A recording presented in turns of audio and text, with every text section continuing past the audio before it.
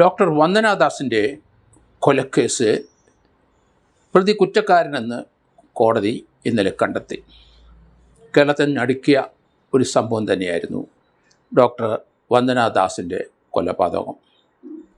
കൊട്ടാരക്കര താലൂക്ക് ആശുപത്രിയിലെ ഔസർജൻസി വിഭാഗത്തിൽ ജോലി ചെയ്തു വരികയായിരുന്നു വന്ദനാദാസ്. 21 വയസ്സുള്ള കുട്ടിയാണ്.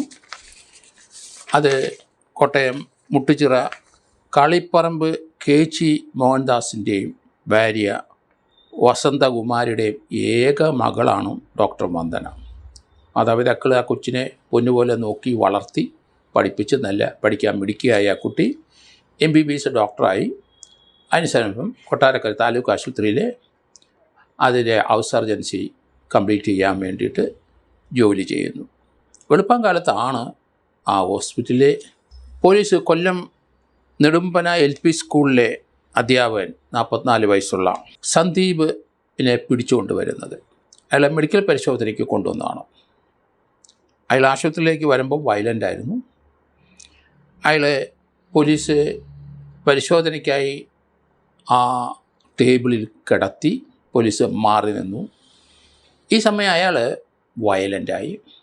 രഹസ്യമായി അയാൾ ആശുപത്രിയിലെ അവിടുത്തെ ഡ്രസ്സിങ് മുറിയിൽ നിന്ന് ഒരു കത്രിക അയാൾ മോഷണം നടത്തി അദ്ദേഹം ഇതിൻ്റെ ഇടയ്ക്ക് സൂക്ഷിച്ചിരുന്നു. പോലീസ് ഡോക്ടർ വന്ദന പരിശോധിക്കാൻ തയ്യാറായി കഴിഞ്ഞപ്പം പോലീസ് അല്പം മാറി നിന്നു. സാധാരണഗതിയിൽ ഹോസ്പിറ്റലിലൊക്കെ ചെന്ന് കഴിഞ്ഞാൽ പരിശോധനാ സമയത്ത് പോലീസ് അല്പം മാറി നിൽക്കും. ഡോക്ടർ പറയുകയും ചെയ്യും അല്പം മാറി നിൽക്കാൻ, പരിശോധിക്കുന്ന കാണണ്ട. ഏതായാലും പോലീസ് അല്പം മാറി നിന്ന സമയം ഇയാൾ വയലൻ്റായി. പോലീസ് പെട്ടെന്ന് ഇയാളെ പിടിക്കാൻ നോക്കി. ഇയാൾ കുതിറി ഓടി. ആശുപത്രി ജീവനക്കാരെ പലരും ഇയാൾ കത്രി കൊണ്ട് കുത്തി. ഈ സമയം ജീവരക്ഷാർത്ഥം ഡോക്ടർ വന്ദന അവിടുന്ന് ഇറങ്ങി ഓടാൻ ശ്രമിച്ചു.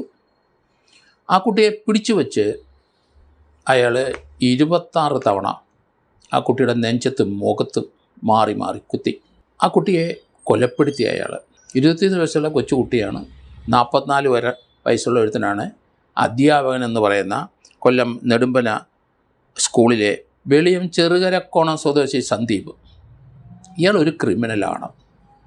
അധ്യാപകനായ കുട്ടികളെയൊക്കെ പഠിപ്പിക്കുന്നെങ്കിലും ക്രിമിനൽ സ്വഭാവമുള്ള ആളാണ്. ഇയാളുടെ ഭാര്യയെ നിത്യം ഇയാൾ ഉപദ്രവിക്കും. കോടതിയിലെ ഭാര്യയെ വന്ന് ഇയാൾക്കെതിരായിട്ട് മൊഴി കൊടുത്തു. ഹോസ്പിറ്റലിൽ ഇയാൾ താലൂക്കാശിലെ കുട്ടിയെ ഡോക്ടർ വന്ദനെ കുത്തി കൊല്ലുന്നതോടൊപ്പം പലർക്കും കുത്തേറ്റു. ഹോസ്പിറ്റലിൽ അവിടെ ഇയാളെ കൊണ്ടുവന്ന പോലീസുകാർക്ക് കുത്തേറ്റു. ആശുപത്രി സ്റ്റാഫുകൾക്ക് കുത്തേറ്റു. അവിടെ സഹായിക്കാനും ബഹളം കെട്ടാനും കുത്തിവെച്ച ബൈസ്റ്റാൻഡർമാർ പലർക്കും അവർക്കൊക്കെ പരിക്കേറ്റു. ഏതായാലും ഈ സംഭവം കേരളത്തിലെ മൊത്തം ഹോസ്പിറ്റൽ ജീവനക്കാരെയും അവരെല്ലാവരും ഈ സംഭവം കണ്ടിട്ട് ഞടുങ്ങി. 2020 മെയ് 10 പുലർച്ചെയാണ് ഈ സംഭവം ഉണ്ടായത്. ഇയാൾ തന്നെ ഹോസ്പിറ്റലിൽ കിടക്കുന്ന സന്ദർഭത്തിൽ പരിശോധിച്ച സമയത്ത് ഇയാൾ തന്നെ ഇയാളുടെ മൊബൈലിൽ ഈ സന്ദീപ് ചില രംഗങ്ങളൊക്കെ ഷൂട്ട് ചെയ്തതിൻ്റെ ഇടയ്ക്ക് ഇയാളുടെ സുഹൃത്തുക്കൾക്ക് ആർക്കുമൊക്കെ അയച്ചു കൊടുത്തിരുന്നു. അതൊക്കെ എവിഡൻസിലേക്ക് കൊണ്ടുവന്നു. DSP MN ജോസഫാണ് ഈ കേസിൻ്റെ അന്വേഷണം തയ്യാറാക്കി. അദ്ദേഹം കുറ്റച്ചാർജ് 1150 പേജുള്ള കുറ്റച്ചാർജാണ് കോടതിയിൽ ഹാജരാക്കിയത്.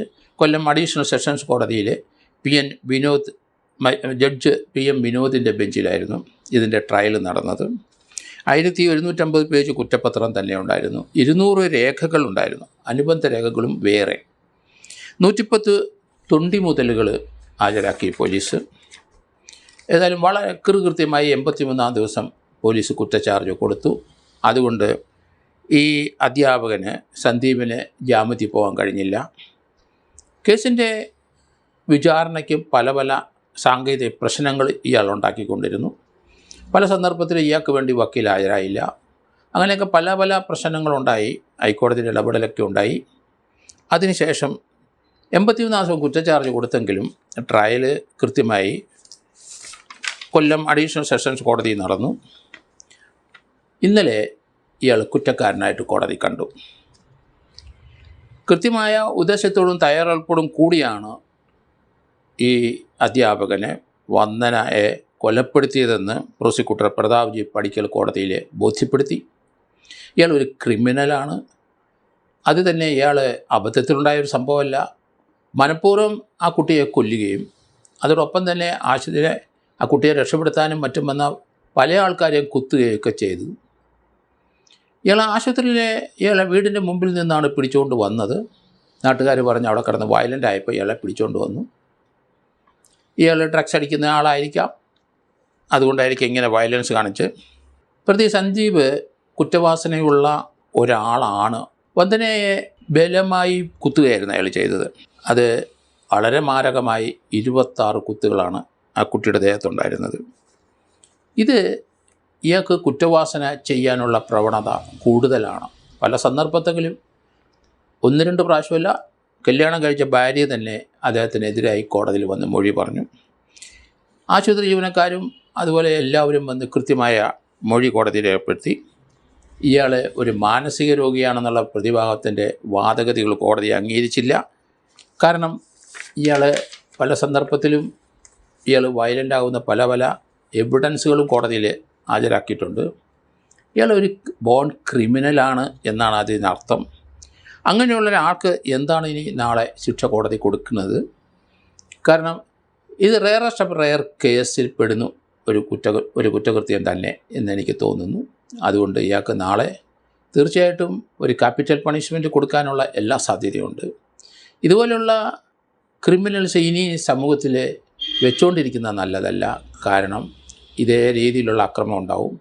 ഇയാൾ അധ്യാപകനാണേലും പലർക്കും ഇയാളുടെ മർദ്ദനം ഏറ്റിട്ടുണ്ട്. ഇയാൾ ഭാര്യയെ നിരന്തരം പീഡിപ്പിക്കുമെന്ന് ആ ഭാര്യയെ കോടതി പറയുകയും ചെയ്തു. വന്ദനയുടെ പിതാവ് KG മോഹൻദാസും അതുപോലെ തന്നെ അദ്ദേഹത്തിൻ്റെ ഭാര്യ വസന്തയും അവരുടെ ഏക മകളുടെ ആ നഷ്ടത്തിൽ ദുഃഖിതരായി കഴിയുന്ന ആ മാതാപിതാക്കൾ നാളെ ഈ കോടതിയുടെ വിധി പ്രതീക്ഷിച്ചിരിക്കുകയാണ്. തങ്ങളുടെ കുട്ടിക്ക് നീതി ലഭിക്കും എന്നാണ് അവർ കരുതുന്നത്. എന്ത് ശിക്ഷ കൊടുത്താലും ശരി, ആ മാതാപിതാക്കൾക്ക് ഏക മകളെ നഷ്ടമായിരിക്കുന്നു. ഈ ലോകത്ത് അവർ ജീവിച്ച് ഇനിയുള്ള ജീവിതം മുഴുവൻ ആ കുട്ടിയുടെ ഓർമ്മ കൊണ്ടും ദാരുണമായ അന്ത്യമൊക്കെ അത് ഒക്കെ ഓർത്ത് ആ മാതാപിതാക്കളെ ഇനി മുന്നോട്ട് ജീവിതം കൊണ്ടുപോകുന്നത് നമ്മൾ ആലോചിച്ചോണം. വലിയ പ്രതീക്ഷയോടെ ആ കുട്ടിയെ പഠിപ്പിച്ച് MBBS കഴിഞ്ഞു. അതിനുശേഷം ആ കുട്ടി ഹൗസ് സർജൻസ് എത്തിയപ്പം മാതാപിതാക്കൾ വലിയ സന്തോഷമായിരുന്നു. ഏക മകളാണ്, ഈ നിലവാരത്തിലെത്തി ആ കുട്ടിക്ക് ഒരു ഡോക്ടറാകാൻ കഴിഞ്ഞു. അവരുടെ രണ്ടുപേരുടെയും പ്രാർത്ഥനയും അവരുടെ ആഗ്രഹവും ആ കുട്ടി നടപ്പാക്കി. ആ പ്രതീക്ഷയിൽ ഇരുന്ന 21 വയസ്സ് ഉള്ള കുട്ടിയെയാണ് നിർദാക്ഷിണ്യം ഈ അധ്യാപകൻ കൊലപ്പെടുത്തിയത്. അതുകൊണ്ട് എനിക്ക് തോന്നുന്നത് നാളെ ഒരു ക്യാപിറ്റൽ പണിഷ്മെൻറ്റ് ഇയാൾക്ക് കൊടുക്കാൻ കോടതി കൊടുക്കും. അതിന് അർഹനാണ് ഈ അധ്യാപകൻ എന്നാണ് ഞാൻ കരുതുന്നത്.